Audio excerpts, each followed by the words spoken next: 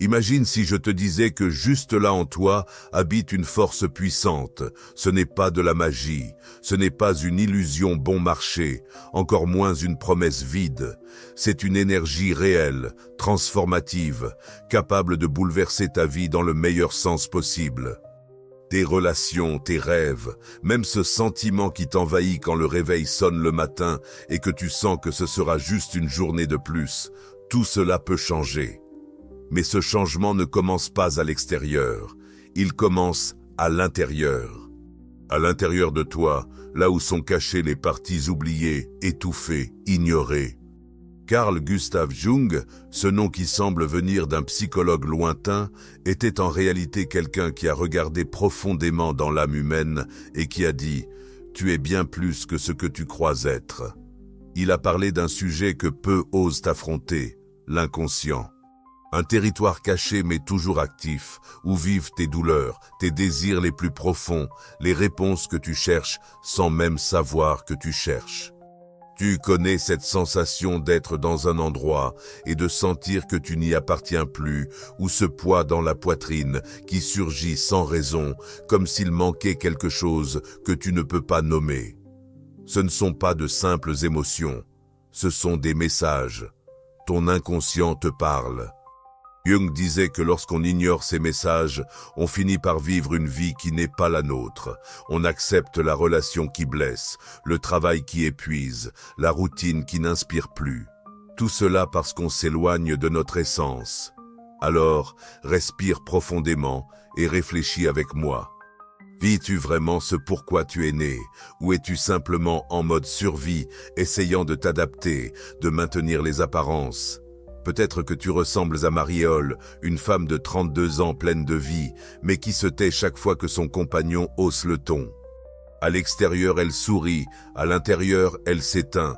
Ou peut-être que tu es comme Daniel, qui a échangé sa guitare contre une cravate. Parce qu'on lui a dit que la musique n'avait pas d'avenir, il paye ses factures. Mais chaque nuit, quand la maison devient silencieuse, c'est comme si son âme criait pour entendre à nouveau les cordes qu'il a abandonnées. Ces histoires ne parlent pas d'échec, elles parlent de déconnexion. Quand on se déconnecte de notre essence, la vie perd ses couleurs. Et c'est là qu'entre le véritable pouvoir de la valorisation. Ce n'est pas dire « je m'aime » devant le miroir en espérant que l'univers comprenne. C'est vivre comme quelqu'un qui s'aime, c'est dire non aux miettes, c'est refuser tout ce qui t'abaisse, t'épuise, t'éloigne de qui tu es vraiment. Voici maintenant un point crucial. Se valoriser n'est pas un acte d'ego, c'est un acte de courage. C'est faire face à sa propre ombre, comme le disait Jung. Et cette fameuse ombre, qu'est-ce que c'est ? C'est tout ce que tu caches, même à toi-même. La jalousie que tu ressens en voyant quelqu'un réaliser le rêve que tu as laissé de côté, la colère qui explose quand tu te sens ignoré, même si tu fais semblant que cela ne t'a pas touché, la tristesse qui te visite en plein après-midi et que tu masques avec un café et un sourire forcé. Cette ombre n'est pas ton ennemi, elle est ton allié la plus sincère, elle te montre avec toute la douleur et la force où tu dois encore guérir. Prends l'exemple de Sophia, une femme de 40 ans, toujours considérée comme le pilier de sa famille. Elle ne pleurait jamais. Elle ne demandait jamais d'aide, mais il suffisait que quelqu'un la contredise pour qu'elle réagisse comme si c'était une guerre, jusqu'à ce qu'elle comprenne que sa colère était en vérité une ancienne tristesse, une douleur qu'elle refusait de ressentir. Et quand elle a permis à cette ombre de remonter à la surface, quelque chose en elle s'est réorganisé. Ses relations sont devenues plus légères, plus vraies. Elle a enfin pu respirer. Se valoriser, c'est arrêter de fuir soi-même. C'est s'asseoir avec son ombre et écouter ce qu'elle a à dire. Et lui répondre « Je te vois, et malgré tout, je m'accepte ». Parce que quand on fait la paix avec les parts qu'on a voulu cacher, on devient entier. Et personne qui se reconnaît comme entier n'accepte d'être une moitié dans la vie de quelqu'un d'autre. Pense maintenant à Juan, 29 ans, toujours entouré de personnes qui le rabaissaient. Pourquoi ? Parce qu'au fond, il se voyait aussi comme ça, quelqu'un qui ne méritait pas mieux.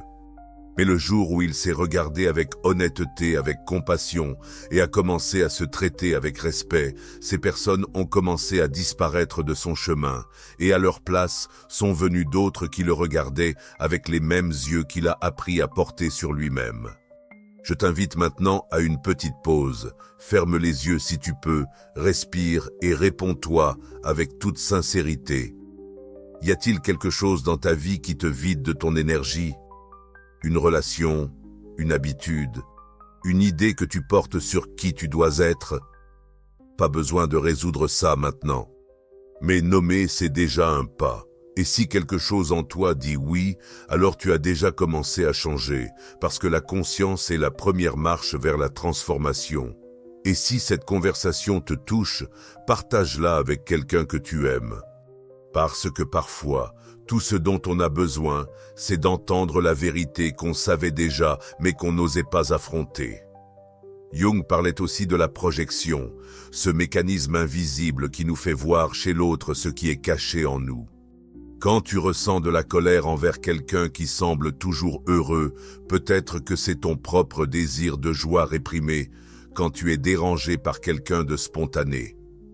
C'est peut-être parce que tu t'es trop retenu. Le monde te montre tout le temps ce qui doit être regardé en toi. Et voilà, lâche prise. Ce n'est pas tout abandonner, c'est choisir, c'est faire de la place.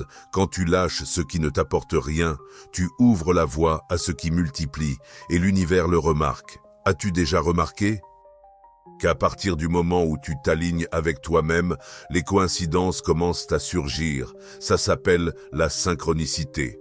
Ce n'est pas de la chance, c'est une réponse. Maria, 50 ans, mère, travailleuse, rêveuse, silencieuse. Un jour, elle trouve un vieux carnet et se rappelle ce qu'elle a toujours voulu écrire. Elle prend un stylo et commence pas pour devenir célèbre, mais pour être elle-même. Quelques mois plus tard, par hasard, elle rencontre une éditrice dans un café. Coïncidence? Non. Chemin. La vie change quand tu changes. Et changer ne demande pas la perfection.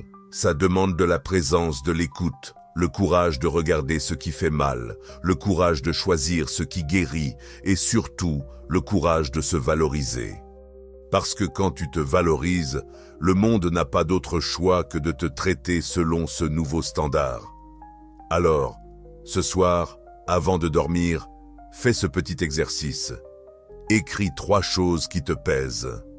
Ça peut être des personnes, des souvenirs, des habitudes, des croyances. Et à côté de chacune, écris « À quoi ressemblerait ma vie sans ça ?» Pas besoin d'agir tout de suite, juste ressentir. Imaginer, parce que ce que tu imagines avec vérité, tu commences à le créer.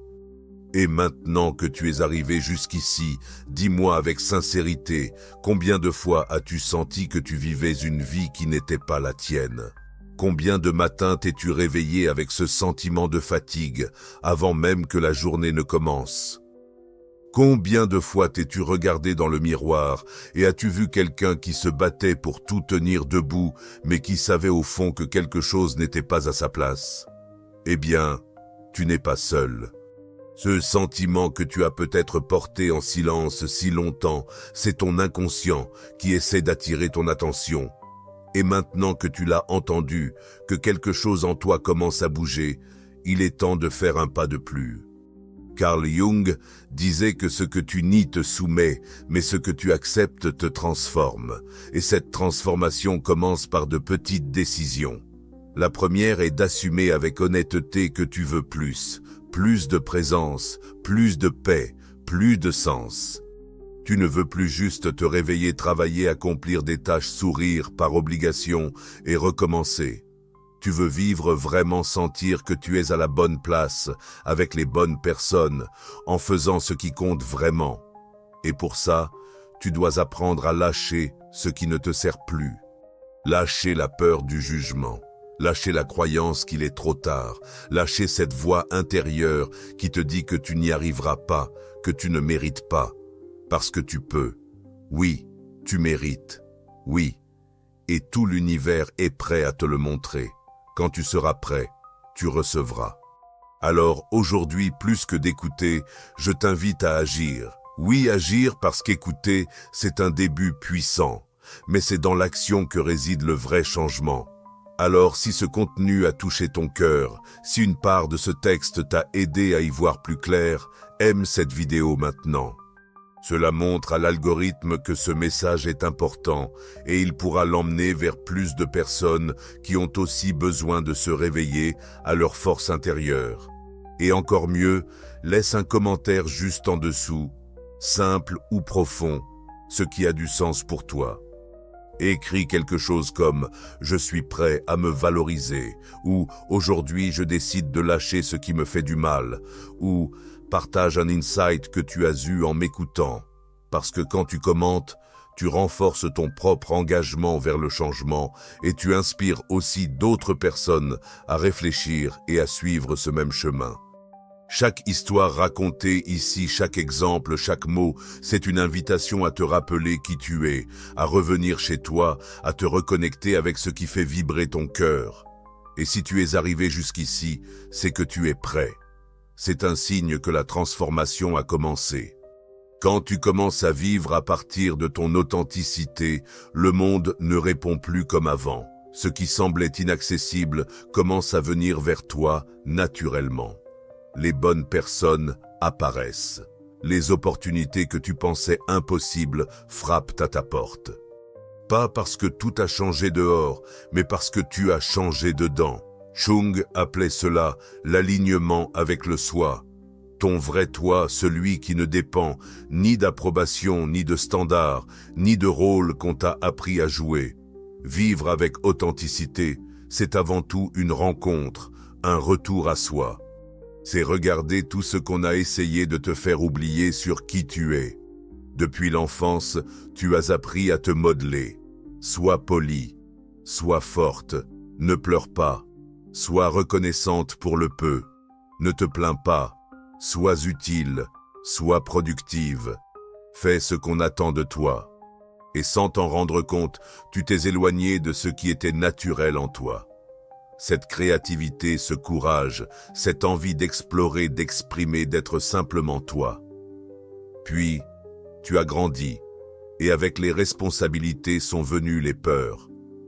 Peur de décevoir, peur de ne pas y arriver, peur de paraître égoïste en voulant plus. Alors tu as commencé à vivre plus pour les autres que pour toi, à porter des masques de la femme forte qui ne s'effondre jamais, de l'homme qui doit toujours contrôler, de la personne qui sourit tout le temps, même quand tout est en morceaux à l'intérieur. Mais vivre avec un masque, c'est épuisant, ça pèse et peu à peu, ça éteint ta lumière, tu essaies même de trouver un sens. Tu entres dans une nouvelle relation, tu changes de travail, tu déménages, tu commences une nouvelle routine, mais le vide reste parce que le problème n'a jamais été à l'extérieur. Le problème a toujours été à l'intérieur. C'est là exactement là que l'authenticité entre comme une lumière, comme une clé qui ouvre la porte du retour à la maison. Être authentique, c'est avoir le courage de s'écouter. C'est étonner ce que tu ressens, même quand ça semble n'avoir aucun sens pour les autres. C'est dire non quand le cœur serre, c'est dire oui sans peur de paraître trop, c'est se permettre d'être entière avec force et vulnérabilité, avec lumière et ombre. Parce que tu n'as pas besoin d'être parfaite pour être digne, tu as juste besoin d'être vraie. Quand tu t'alignes avec cette vérité, tout change. Les décisions deviennent plus légères. Tu arrêtes de demander la permission d'être heureuse. Tu commences à avoir plus confiance en tes pas. Même quand le chemin est encore sombre et que la vie, peu à peu, commence à te rendre au même degré que ton amour-propre, les relations qui te faisaient du mal perdent leur pouvoir. Les situations qui te retenaient commencent à se dissoudre. Tu deviens ta propre source de stabilité. Et plus tu te permets de vivre ainsi, plus tu remarques que tu n'es pas seul sur ce chemin, parce que l'authenticité reconnaît l'authenticité. Les personnes qui vibrent à la même fréquence se rapprochent. Tu commences à créer des connexions plus profondes, plus vraies.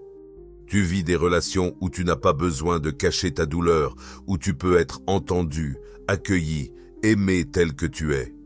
Pas pour ce que tu fais, mais pour qui tu es. Jung disait que nous naissons tous avec un but, quelque chose qui pulse au fond de nous et qui, même quand il est ignoré, continue d'appeler. Cela peut être créer, prendre soin, inspirer, enseigner, construire, peu importe la forme. Ce qui compte, c'est la connexion à cet appel. Quand tu vis loin de lui, tout paraît difficile. Quand tu t'en approches, même ce qui est difficile prend sens. Et non, cela ne signifie pas tout abandonner d'un coup. Parfois, c'est un pas à la fois. C'est recommencer à faire ce que tu aimais et que tu avais mis de côté. C'est retrouver ce projet, cette idée, ce désir ancien qui habite encore ton cœur. Regarde Rodrigo, 39 ans, qui a toujours aimé cuisiner, mais il a fait des études de gestion parce que c'était plus sûr. Des années plus tard, frustré et fatigué d'une routine vide, il a recommencé à cuisiner seulement le dimanche pour des amis. Cela a ravivé quelque chose en lui, et peu à peu, ce qui était un hobby est devenu un but. Aujourd'hui, il a un petit restaurant qu'il appelle « Mon espace sacré ». L'éclat dans ses yeux est revenu pas parce qu'il est devenu riche, mais parce qu'il est entier. C'est le secret que beaucoup cherchent dans des cours, des livres, des conseils. Être entier, vivre aligné avec ce que tu ressens, ce en quoi tu crois, ce que tu désires profondément. C'est cela qui transforme la vie. Ce n'est pas une formule magique, c'est une reconnexion, c'est la présence. C'est un processus qui commence par un pas, celui de revenir à l'intérieur et d'y rester aussi longtemps qu'il le faudra, jusqu'à ce que ta voix intérieure devienne plus forte que toutes les autres. Parce qu'au fond, c'est cette voix qui va te guider. Elle te dira quoi garder et quoi lâcher. Elle te rappellera ta valeur quand le monde semblera t'avoir oublié. Elle te montrera que, oui, tu peux changer, tu peux recommencer, tu peux construire une vie plus à toi. Et quand cela arrive, tu n'as plus besoin de t'efforcer autant pour attirer le meilleur, parce que le meilleur commence à te reconnaître. La prospérité cesse d'être un rêve lointain et devient une conséquence naturelle de celui qui vit avec vérité. Les bénédictions qui semblaient bloquées arrivent avec fluidité et la vie enfin commence à avoir un sens. Et quand la vie commence à avoir un sens, ce n'est pas parce que tout autour de toi est parfait. C'est parce que, pour la première fois, tu te sens en paix à l'intérieur. Ce n'est pas l'absence. Le problème qui apporte cette sensation, c'est la présence de connexion. Connexion avec ton essence, avec ta vérité, avec ce qui importe vraiment. Tu peux encore faire face à des défis, gérer des frustrations, avoir des jours difficiles. Mais maintenant, il y a quelque chose de différent en toi, une force silencieuse, une certitude intime que tu es sur le bon chemin.